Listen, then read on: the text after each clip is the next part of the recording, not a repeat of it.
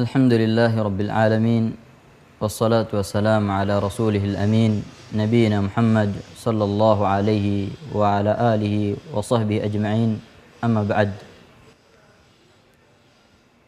Di antara perkara yang penting untuk kita perhatikan ketika beribadah dan melaksanakan amal saleh adalah memperhatikan ibadah-ibadah yang paling afdal, ibadah-ibadah yang memiliki keutamaan lebih besar, karena yang demikian akan lebih bermanfaat bagi seorang. Terlebih lagi melihat umur kita yang singkat, maka dengan memperhatikan ibadah-ibadah yang lebih utama, ibadah-ibadah yang lebih afdal, maka itu sangat bermanfaat bagi seorang muslim.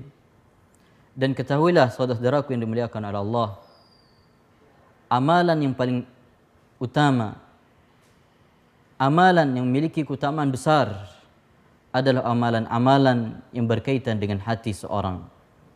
Amalan-amalan yang dilakukan oleh hati seorang.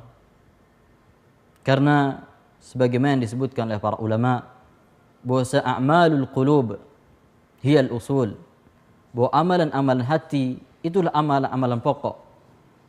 Wa a'malul al-jawarih hiya al-furu', dan amalan-amalan zahir itu menjadi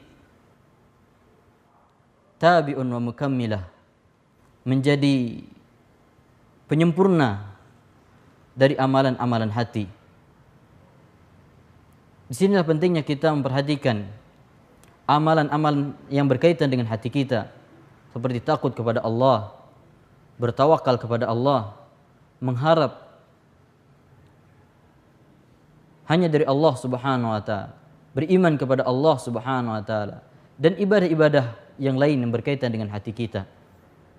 Dan kalau kita melihat para salafus saleh, mereka melihat keutamaan seorang itu dengan apa yang ada di dalam hatinya, dengan amalan yang ada di dalam hatinya, dengan ibadah yang dia lakukan dengan hatinya. Sebagaimana dikatakan oleh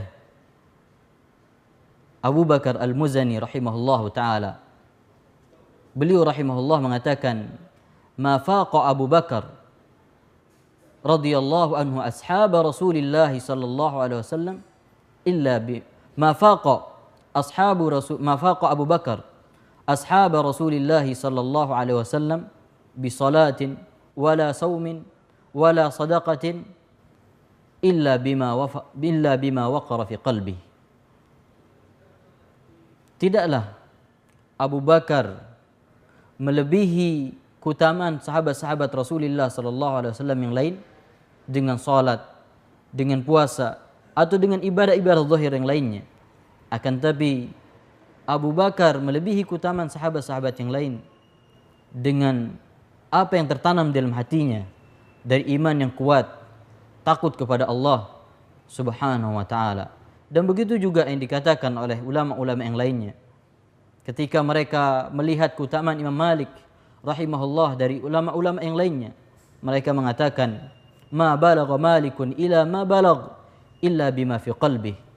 Tidaklah Malik rahimahullah taala mencapai kemuliaan yang begitu mulia di hadapan manusia kecuali dengan apa yang ada di dalam hatinya. Oleh karena itu, saudara-saudaraku yang dimuliakan oleh Allah, selain kita memperhatikan amal-amalan yang zahir, yang nampak, yang tidak boleh kita lupakan adalah bagaimana kita berusaha untuk menguatkan iman kita, bagaimana kita memperhatikan ibadah-ibadah yang dilakukan dengan hati kita, seperti takut kepada Allah, beriman kepada Allah, bertawakal kepada Allah Subhanahu wa taala, dan ibadah-ibadah yang lainnya. Sehingga dengan demikian kita akan bisa meraih keutamaan yang lebih tinggi di sisi Allah Subhanahu wa taala. Semoga Allah Subhanahu wa taala senantiasa memberikan kita taufik dan senantiasa menunjukkan kepada kita untuk melakukan hal-hal yang terbaik, dan semoga Allah Subhanahu wa taala senantiasa memberikan kita taufik untuk bisa beribadah Semoga kalimat singkat ini bermanfaat. Wallahu taala alam. Wa sallallahu ala nabiyyina Muhammad wa akhiru da'wana alhamdulillahi rabbil alamin.